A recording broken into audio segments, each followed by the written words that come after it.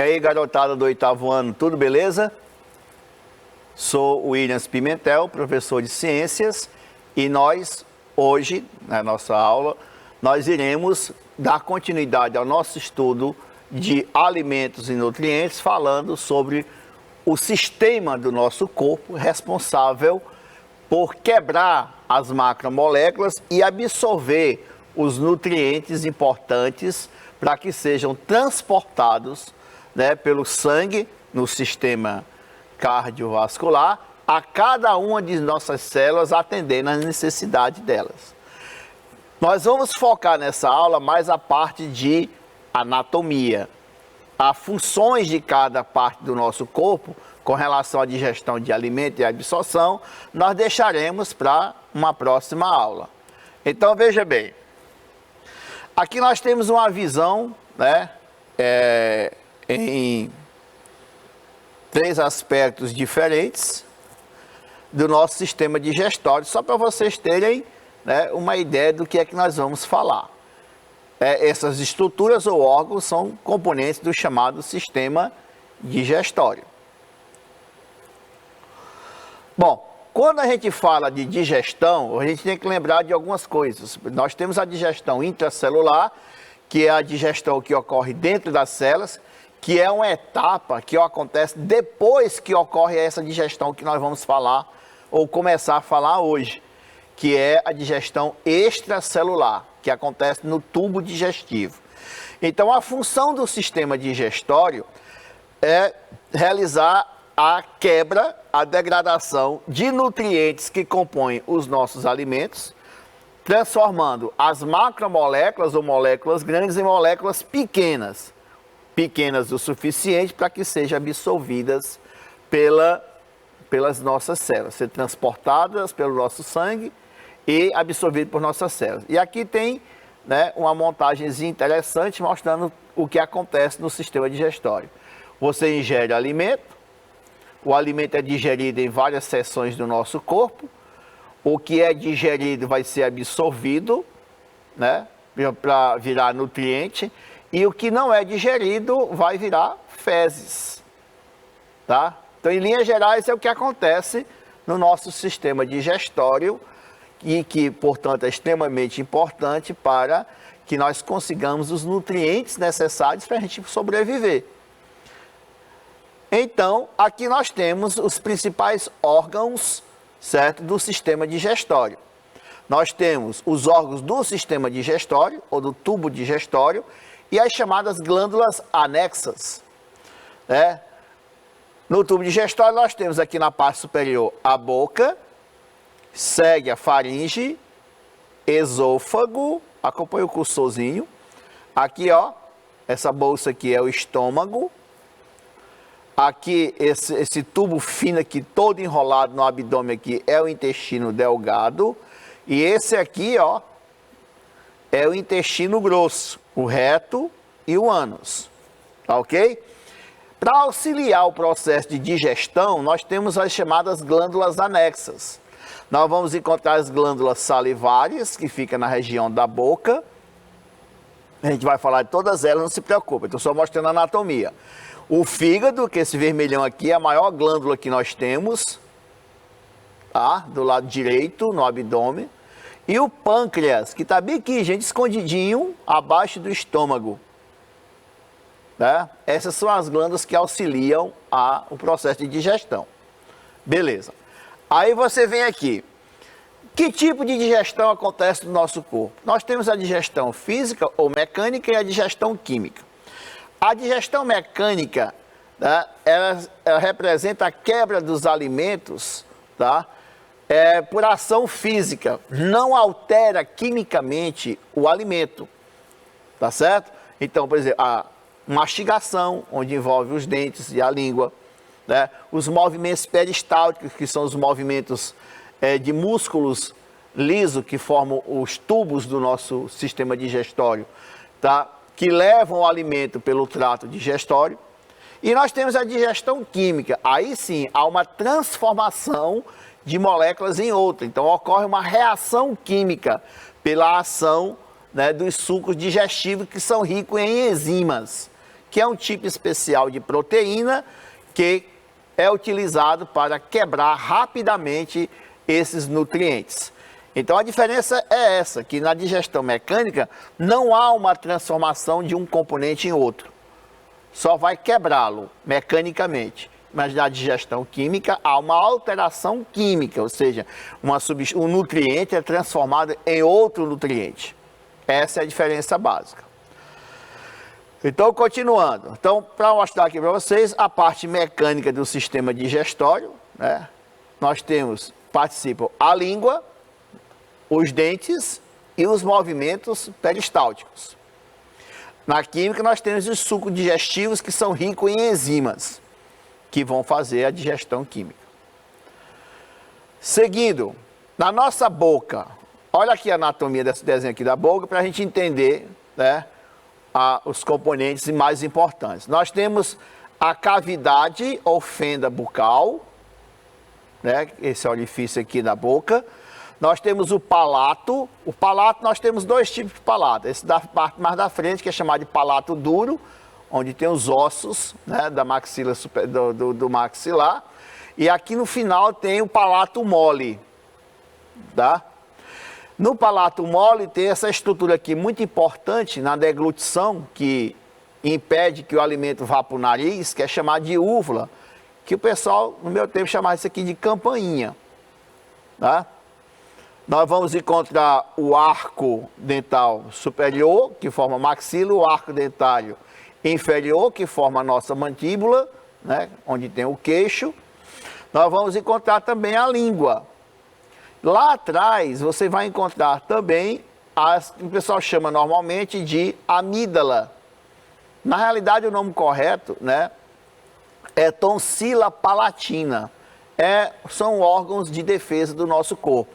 Então, quando o médico vai colocar aquela espátulazinha na nossa língua, né, coisa horrível, acho que ninguém gosta daquilo ali, para olhar a boca, o que ele vai olhar é isso aqui, para ver se está inchado, se está vermelho, que indica que há alguma infecção nessa região oral, né? Pode ser uma faringite, uma laringite, etc. Tá?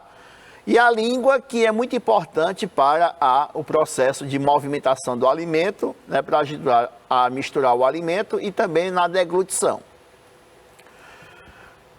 Aqui nós temos os dentes. Nós somos animais de dupla dentição, ou seja, nós temos uma dentição decídua, que é chamada de dente de leite, que é um dente que não está inserido no seio ósseo, tá? São dentes com raiz atrofiada, bastante pequenas. São 20 dentes, porque não existe espaço na criança para botar todos os dentes. E são substituídos progressivamente por dentes permanentes ou definitivos, que são dentes completos, né, com toda a estrutura de um dente normal, e totalizando 32 dentes. Raramente hoje em dia encontro pessoa com 32 dentes, né, por causa do espaço que está diminuindo. E os dentes, né, cada grupo de dentes tem sua função, quer dizer, nós somos heterodontes. Nós temos, olha, dentes incisos, que são esses 4 superiores com 4 inferior, dá 8, né, cuja função é cortar o alimento, tá aqui, ó. Nós temos caninos, que são dentes pontiagudos, cuja função é rasgar o alimento, são mais 4, né, 12. Nós temos os pré-molares, de ajuda a triturar, né, e amassar o alimento. Então nós temos 4 e 4, 8, então já vai lá 20 dentes. E nós temos 3 pré-molares de cada lado, totalizando 12, então 20 mais 12, 32. Só que esse primeiro molar aqui, né, que é chamado de dente inciso, que só aparece lá para os 14, 16 anos de idade. Tá ok? Nós não usamos ele na mastigação, então ele só vem mesmo para encher o saco, né, e provocar vários tipos de problemas. A estrutura do dente, nós temos o seguinte, nós temos anatomicamente a coroa, que é a parte que fica acima da linha da gengiva, e nós temos a raiz do dente que penetra no seio ósseo, tá? Que fixa o dente, né, a essa estrutura da arcada dentária. Estruturalmente, internamente, nós temos o esmalte do dente, que é uma camada proteica, que é impermeável e dá o brilho e a cor do dente. Nós temos a dentina, que é a parte mineral, que dá rigidez e resistência ao dente. Engraçado é que na raiz essa mesma estrutura recebe o nome de cemento. E a polpa dentária, que é a parte viva, onde nós vamos encontrar nervos, vasos sanguíneos, terminações nervosas. Então a cárie, que é um problema muito recorrente, infelizmente muitas pessoas não têm o hábito de cuidar da dentição, ela se apresenta como resultado de um processo que a gente chama de fermentação, realizado por bactérias, principalmente, que vivem na nossa boca.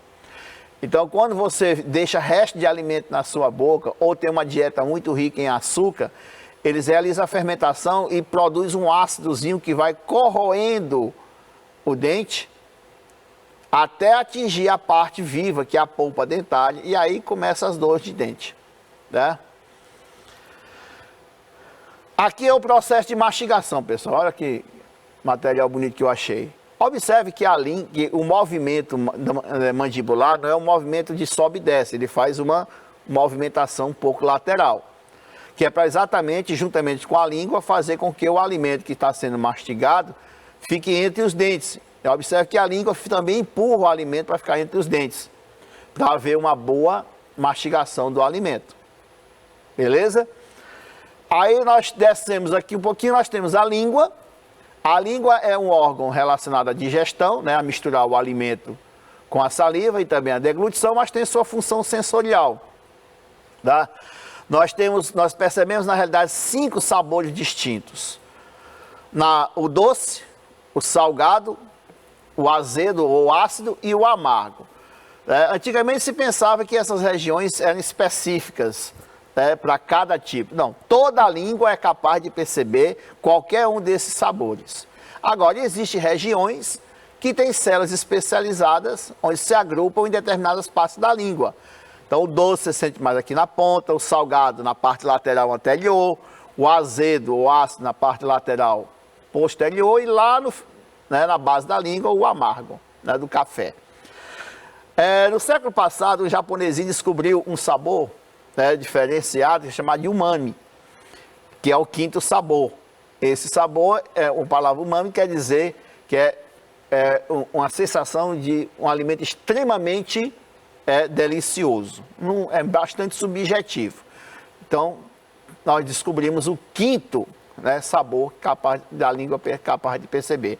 E não é só a língua que percebe, não. Essas terminações também existem na bochecha, na parte interna, um pouco na faringe e assim por diante, mas se concentram na língua. Aí, seguindo a nossa anatomia, o processo de deglutição. Na deglutição, observe a imagem. O bolo alimentar, já completamente mastigado, já misturado com a saliva, e a língua empurra ele para cima, observe. Depois empurra para trás. E a musculatura aqui da faringe ajuda a empurrar o alimento para baixo. E nessa história de empurrar o alimento para baixo, existe uma cartilagem chamada de epiglote, que fecha o orifício das vias respiratórias e fazendo com que o alimento seja desviado para o esôfago, que é um tubo longo que nós temos, fazendo com que o alimento siga para o estômago. Olha essa animaçãozinha aqui que eu encontrei para mostrar para vocês. Olha, o movimento é esse, ó. A língua empurra para cima e para trás, a faringe para baixo. Essa estrutura que é a epiglote, a cartilagem, fecha o orifício da via respiratória, permitindo que o alimento seja desviado para o esôfago. E aqui é uma imagem radiografada, ó, uma animação. Isso aqui impede que o alimento vá para as vias respiratórias. Então, cuidado quando estiver se alimentando, tá? E querer falar também ao mesmo tempo, porque você pode acabar o alimento entrando nas vias respiratórias e você ficar engasgado. Tá ok? Muito bem. Então, a faringe é um órgão alongado, ele se distribui em 3 regiões anatômicas distintas, recebendo nomes específicos. Nós temos a nasofaringe, que fica na cavidade nasal, no final da cavidade nasal, a orofaringe na boca e a laringofaringe já perto da laringe. Então é só uma distinção anatômica. Tá? A função dele está relacionada com a deglutição. E uma coisa importante, a faringe também está relacionada com o sistema respiratório. Aqui nós temos o esôfago, é um tubo longo, que mede aproximadamente 25 centímetros de comprimento. Ele sai da faringe, atravessa o músculo respiratório, o diafragma, e desemboca no estômago. Então está aqui o estômago e o esôfago, que tem uma válvula chamada de cárdia, né, que controla a entrada do bolo alimentar do estômago. Como é que esse alimento chega até no estômago? É por movimentos peristálticos. Os movimentos peristálticos são movimentos involuntários que empurram o bolo alimentar até o estômago, tá? E, portanto, se você quiser testar, você pode tentar comer e engolir o alimento de cabeça para baixo, que ele vai do mesmo jeito para o estômago. Eu só não faço muito e aconselhar, porque o risco de engasgar é grande. Ok? Então vamos lá. Olha essa representaçãozinha aqui, ó. Bastante, bem grosseira, mas dá para mostrar aqui, ó. A contração na parte anterior, relaxamento onde está o bolo alimentar, empurrando o alimento no esôfago para baixo. Isso acontece por força da gravidade, se metendo ou não, isso aí vai acontecer. Olha essa outra imagem aqui, que os movimentos são mais detalhados. Ó, o músculo, ó, comprime a parede do esôfago, empurrando o alimento para frente, para baixo, né? Ou em direção ao estômago, né? Olha aí, ó. Tá certo? E assim o alimento chega até o nosso estômago. No estômago, que é essa estrutura aqui, ó, alaranjada, nós temos o seguinte: essa estrutura aqui você tem o esôfago, a cárdia e o estômago. Olha só. É bastante volumoso. Tá, ok? Aqui são gordura visceral, aqui é o mesentério, né? Mas isso aqui não interessa agora para a gente, não. Esse é o estômago. E aqui nós temos uma imagem esquemática. Aqui nós temos a parede do estômago, é uma parede muscular, formada por músculos lisos. Aqui na parte superior tem uma válvula chamada de cárdia. E aqui nessa outra porção, em contato com o intestino, nós temos uma outra válvula chamada de piloro. Essas válvulas servem para controlar o fluxo do alimento no estômago, tá? Como vocês podem observar, a parede é muscular e os movimentos são involuntários, movimentos peristálticos. No estômago acontece a segunda etapa da digestão do alimento, porque o primeiro é na nossa boca, que eu vou explicar depois. Então, o alimento, né, chega, o esfíncter fecha, né, para impedir a passagem do líquido, do suco gástrico para o intestino. Aí o bolo alimentar veio pelo esôfago, cai aqui, atravessa a cárdia, cai aqui dentro. Sofre a ação digestiva, que depois eu vou explicar com calma, e o bolo alimentar se transforma em quimo. Depois de haver a digestão, a cárdia fecha, para o suco não subir, e aí o piloro abre e o alimento vai para o intestino. E isso só é possível graças a movimentos. Olha só que interessante essa imagem aqui, ó. Quando o bolo alimentar chega no estômago, a parede do estômago começa a se movimentar, certo? Para misturar o suco gástrico, né, que é o nome do líquido digestivo que tem aqui, com o alimento que chega até no estômago, para agilizar o processo de digestão. Depois que o material digerido, aos poucos, o piloro se abre e vai passando para o intestino. Pouco a pouco, até, certo, todo o material do estômago ir para o intestino. Esse é outro exemplo de movimento peristáltico. Aqui nós temos o nosso intestino delgado. O intestino delgado é um tubo fino com cerca de 5, 6 metros de comprimento. Você acha até estranho. Como é que vai caber uma coisa tão grande dentro da gente, né?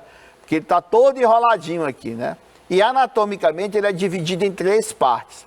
A parte mais próxima ao estômago é chamada de duodeno, onde se concentra o processo da digestão. O jejum é a parte mais longa, onde se concentra o processo da absorção de nutrientes. E o íleo é a porção final do intestino delgado, que está se comunicando com o intestino grosso. Aqui tem uma válvula chamada de ilha ou cecal, certo? Que transfere o material que não foi digerido para o intestino grosso. Auxiliando a digestão que acontece no intestino delgado, nós temos a participação de duas glândulas. O fígado, né? Aqui nós temos a vesícula biliar, que armazena a secreção do fígado, depois eu vou falar. E aqui é o pâncreas, que também libera o chamado suco pancreático para o intestino. O intestino delgado também produz seu próprio suco digestivo, tá ok? Que, portanto, no intestino delgado é onde acontece a última fase do processo digestório, tá ok? Muito bem. Aqui nós temos a demonstração do movimento peristáltico do intestino.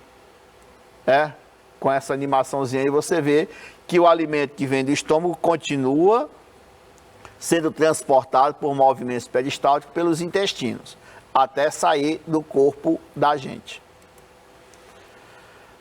Aqui nós temos algumas especializações importantes para melhorar o fenômeno da absorção de nutrientes. Então, depois de tudo digerido, o alimento, os nutrientes do alimento, eles têm que ser absorvidos pela parede do intestino delgado, tá? Para que caia na corrente sanguínea e pelo sistema cardiovascular, transportado para todas as células do nosso corpo. Então, para melhorar a eficiência de absorção, nós vamos encontrar duas estruturas, uma macroscópica e a outra microscópica, que aumenta a superfície de contato da parede do intestino com esses nutrientes. A primeira delas são as vilosidades, os vilos. As vilosidades são dobras da parede do intestino, que são visíveis a olho nu, que aumenta a superfície da parede do intestino para melhorar a absorção dos nutrientes. E quando você vai olhar as células da parede do intestino, aqui é uma imagem microscópica, você vai perceber a existência de pequenas projeções da membrana plasmática de cada célula da parede do intestino, que aumenta mais ainda a capacidade de absorção.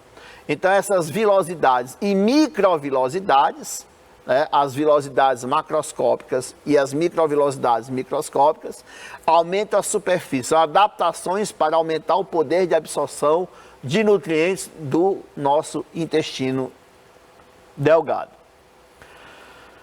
E aqui nós temos um resumão, O alimento chega até a sua boca, ele é misturado à saliva, ocorre a digestão mecânica pela mastigação, ocorre a digestão química pela mistura com a saliva, o suco salivar.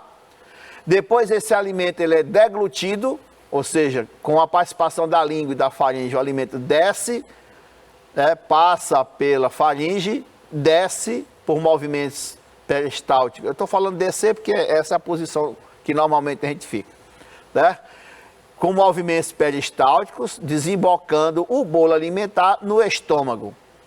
No estômago existe o suco gástrico, que vai fazer a segunda parte da digestão dos nutrientes. E o bolo alimentar que vem da boca se transforma em quimo. Depois, por movimentos peristálticos, esse alimento, o quimo, ele é passado progressivamente, lentamente, de pedacinho em pedacinho, através de uma válvula chamada de piloro, para o intestino delgado. No intestino delgado acontece a última etapa do processo de digestão, transformando o quimo em quilo. Depois de completamente transformado, através de movimentos peristálticos, o líquido com os nutrientes percorre todo o intestino sendo absorvido pela parede do intestino, indo para a corrente sanguínea. Para poder acontecer isso no intestino, a digestão ocorre o processo químico realizado pelo suco pancreático e suco intestinal e a função física de quebra de gordura que é realizada pela bile. Não se preocupe que depois a gente vai entrar em detalhe com relação a isso aí. E por último, gente, depois de tudo feito, nós temos o intestino grosso, que também é uma estrutura tubular, que mede mais ou menos 1,5 m, tá? Fica no nosso abdômen. E ele tem essa região aqui, né, onde tem uma válvula chamada de iliocecal. Aqui é o intestino delgado, observa a figura. E o material que não foi absorvido pelo intestino delgado, junto com a água, vai para o intestino grosso. Aqui, você vai encontrar uma estrutura chamada de apêndice vermiforme. Esse apêndice, quando inflamado, provoca uma doença chamada de apendicite. O nosso apêndice não tem mais função digestiva, tá? Mas ele ainda produz algumas células de defesa. Muito bem, então o alimento vai, ó, por movimento peristáltico, vai pelo colo ascendente, segue pelo colo transverso, desce pelo colo descendente, fica armazenado as fezes, certo? No sigmoide, depois passa para o reto e as fezes saem pelo ânus, onde tem um conjunto de músculo chamado de esfíncter anal. Toda a fisiologia eu vou explicar depois. No intestino grosso, basicamente vai acontecer o quê? A absorção de água, de minerais e algumas vitaminas que são produzidas por bactérias que estão no nosso intestino grosso. Então a formação das fezes basicamente é o resultado de quê? De uma desidratação do líquido que não foi absorvido pelo intestino delgado. Então vai havendo a absorção, ele vai desidratando, vai ficando pastoso até ficar sólido. E, logicamente, que descendo aqui pelo reto e pelo ânus. Tá certo? Aí, gente, ó, o caminho do material não digerido, a desidratação e a formação das fezes no intestino grosso. Tá certo? Então, o que determina se uma fezes é normal, ela está muito ressecada, ou então ela está liquefeita, que a gente chama de diarreia, é o tempo que esse líquido fica no intestino grosso, tá? Se ele fica pouco tempo, não absorve água direito, aí fica as fezes líquidas, liquefeita. Se demora muito tempo, há uma desidratação mais intensa, as fezes ficam ressecadas, provocando constipação ou prisão de ventre. Basicamente é isso que provoca esses dois problemas que nós temos no intestino. Tá ok? E é isso, gente, né? Essa é a parte de anatomia do sistema digestório, tá ok? Então, como vocês puderem observar, é um processo relativamente complexo. Eu sei que ficou muita coisa na cabeça de vocês se perguntando, mas durante a aula eu tive a preocupação de explicar, certo? Que a parte do funcionamento mesmo vai acontecer na próxima aula, então não se preocupem. Tá? Tudo detalhadinho, como é que acontece, todos os processos de digestão, todo o mecanismo de regulação, eu vou explicar na próxima aula. Eu quis separar, por quê? Porque primeiro a gente vê a anatomia, para entender quais são os principais órgãos, o que é que cada um faz de modo geral, tá? Para depois a gente entrar em como funciona. Então, quando começar a falar das funções do sistema digestório, aí eu não vou perder mais tempo explicando que órgão é, como é, para que serve, que tipo de digestão acontece, porque isso já foi explicado aqui. Beleza? Então, meus queridos, até a próxima aula, onde nós continuaremos a falar sobre sistema digestório, só que agora a fisiologia. Até mais, um grande abraço.